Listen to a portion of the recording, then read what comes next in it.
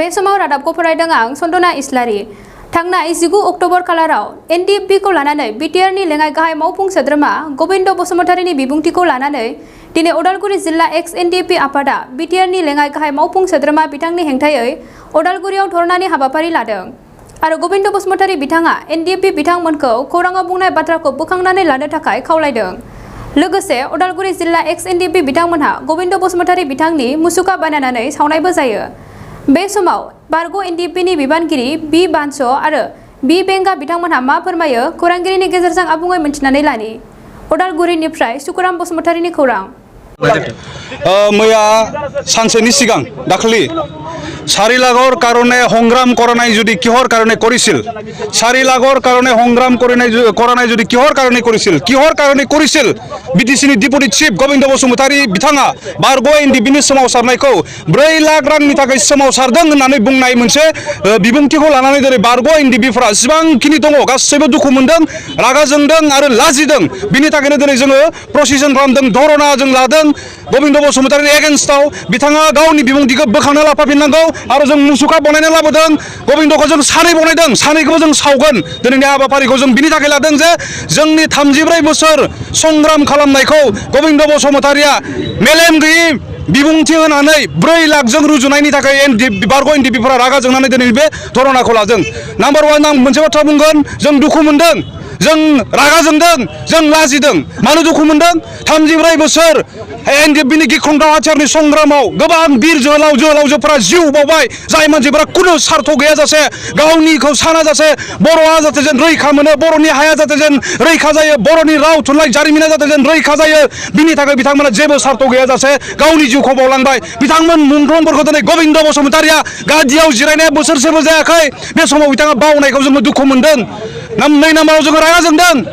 बेबायदि मेलेम गैयै सासे दैदेनगिरिया एनडिएफबिखौ दैदेनबाय थादोंमोन। दिनै मिथिनानै जों रागा जोंदों। बिथाङा बेबायदि गोसोनि मानसि जों बै समाव मोनथियामोन। मानोना बियो सासे एनडिएफबिनि दैदेनगिरिमोन। बेखौ मोनथिनानै जों रागा जोंदों आरो जों लाजिदों। मानो लाजिदों? बिथाङा एनडिएफबिया खमैब्लाबो खौसेयै 22 बोसोरनि बारा नांदों। जाय समाव बिथाङा जेनेरेल सेक्रेटारि जानानै आफादखौ दैदेनदोंमोन, एनडिएफबिखौ दैदेनदोंमोन। बेबायदि दैदेनगिरिजों जों दैदेनजादोंमोन। बेखौ दिनै मोनथिनानै जों लाजिदों आरो बेयावखायनो दिनैनि बे खुद्रिसारनाय हाबाफारि, गबिन्द बसुमतारीनि मुर्ति सावनाय हाबाफारिखौ दिनै जों लादों। बिथाङा थाबैनो जि बिबुंथि होदों, बारग' एनडिएफबिफोरा 4 लाखनि थाखायसो संग्राम खालामदोंमोन, बेखौ बोखांना लायागौमानि बारग' एनडिएफबिफोरा बे संग्रामखौ लांबायानो थागोन। दिनैनि तारिखआव जों साननांगोन।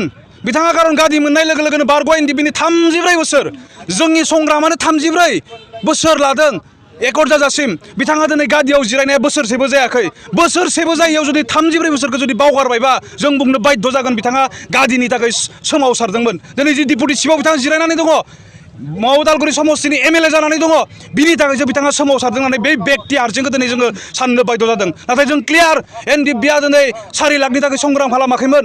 बेबायदि दैदेनगिरिनि थानायनि थाखायनो, गबिन्द बसुमतारी बायदिया दैदेनगिरि जाना थानायनि थाखायनो दिनै एनडिएफबिनि गोलाव समनि संग्रामा जेबो फिथाइ थायाखै होननानै जों बुंनांगोन।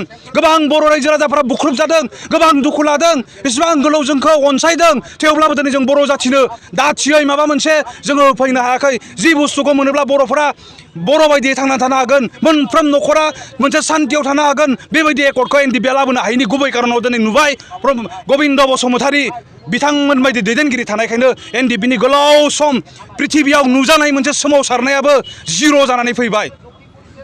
गमामायैनो एनडिएफबिफोरा हसायैनो 4 लाख रांनि थाखायनो बे 7 बोसोर नांमारदोंमोन नामा? बिथांनि सोंथि बायदिब्ला नोंथांमोनाव सोंथि खालामदों बिथां। जोंखौ बिथाङा सोंदों, एन्सार हो। 4 लाखनि थाखाय नांदोंना नाङाखैमोन? गबिन्द बसुमतारी नोंखौ दिनै बुंदों जों। बे जोंनि एन्सार। नोंथाङा बावबाय जानो हागौ। जों बारग' एनडिएफबिफोरा बावगाराखै। जाब्रां सारा दिनै मुंख्लं जादों, बैथि सारा दिनै जिउ बावदों। बिथांमोना न'खराव दिनै गोबां माहाजोनमोन। बे 4 लाखा मालाबानो बिथांमोननि न'आव दङ। बिथांमोना दिनै 4 लाखनि थाखायबा नांदोंमोनब्ला दिनै संग्रामाव थांनाय नङामोन, गावनि जिउखौ बावनाय नङामोन। गबिन्द बसुमतारी नोंथाङा जुदि बावदोंब्ला बै मुंख्लंफोरनि न'खराव हाबनानै नायथां। बिथांमोनखौ गोसोखां।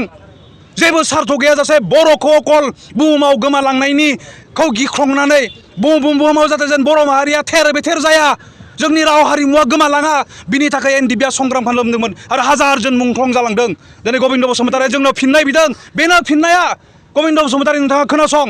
जों दिनै 4 लाखनि थाखाय नाङाखैमोन बर'नि हाया जाहाथे जों रैखा जायो बर'नि राव हारिमुवा जाहाथे जों रैखा जायो जोंबो गुबुन जौगानाय बायदि बर'फोराबो बुहुमनि बिखायाव जाहाथे जों मान सन्मानजों थांनानै थानो हायो बिनि थाखायसो गबिन्द बसुमतारी एनडिएफबिआ संग्राम खालामदोंमोन नों इसिबां गोलाव एनडिएफबिनि दैदेनगिरि जानानै बेसांखिनिखौ मिथियाब्ला दिनै जोंखौ नोंथाङा जुनियर साननो हागौ नोंथाङा जोंखौ जुनियर बुंनो हागौ थेवब्लाबो दिनै जों मोनथिदों जारिमिनखौ नायफाफिननानै बेनो फिननाया दिनै एनडिएफबिआ 4 लाखनि थाखाय नाङाखैमोन गबिन्द बसुमतारी एनडिएफबिआ नंगौ थांनाय 18 अक्ट'बराव गबिन्द बसुमतारी बिथाङा जिबायदि मोनसे स्टेटमेन्ट हगारदोंमोन बे स्टेटमेन्टआ साफ्रोमबो एक्स एनडिएफबि लिडार केडार साफ्रोमबोनि बिखा बिख्लोखौ माने सोमावग्लुंहोदोंमोन मानो होननानै बुङोब्ला एनडिएफबिआ 4 लाखनि थाखायसो सोमावसारदोंमोननो दा थांनाय 34 बोसोर हाथियार लानानै सोमावसारबाय गबिन्द बसुमतारी बिथाङा एनडिएफबिनि 15 जन 20 जन केडार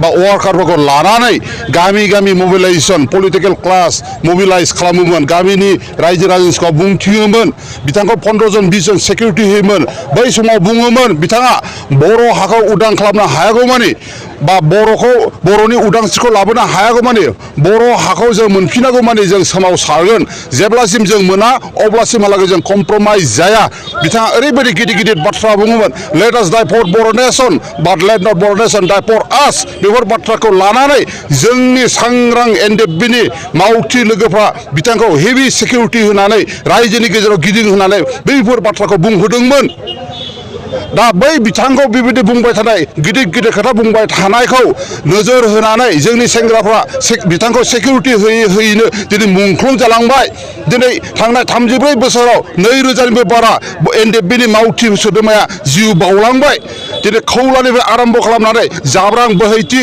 मेरगादायना दिनै मोजां एनडिएफबिनि मावथिफ्रा दिनै जिउ बावलांबाय नाथाय बिथांमोना 4 लाखनि थाखाय मावाखैमोन बा जिउ बावाखैमोन दिनै एनडिएफबिनि संबिजिताव 4 लाखनि थाखायनो सोमावसारदों होननाय बेबायदि लिरनाय गैया टु लिबारेट दा बर'लेण्ड उइथ आर्म स्ट्रागल बिदि होननायसो लिरनाय दङ आरो बे बाथ्राखौ बिथा खालामनायनि बिथाङा रायजो 34 बोसोर फोसावबोदोंमोन आरो बिथांखौ सिकिउरिटि होयैनो दिनै एनडिएफबिनि मावथिफ्रा मुंख्लं जालांबाय दिनै बैफोर बाथ्राखौ बिथाङा दिनै बावलांबाय दिनै बिथाङा दाख्लै जेरैबायदि खोथा बुंदोंमोन बे जोंनि बिखा बिख्लोखौ सोमावग्लुंहोदों 4 लाखनि थाखायसो दिनै सोमावसारदों 4 लाखा मात्र थांनाय 27 जानुवारि 2020आव भारत सरकारजों जेब्ला सुक्ति जादोंमोन 3थि एकर्ड बे एकर्डआव जाबसिना होजानाय जास्टल' नाथाय एनडिएफबिनि संबिजिताव लिरना होनाय गैया 4 लाखनि थाखाय सोमावसारगोन होननाय दिनै बैफोर बाथ्राखौ गबिन्द बसुमतारी बावजोब्बाय दिनै मा साहसजों मा गोसोजों मा बिख्लोजों बिथाङा बुंनो हाखो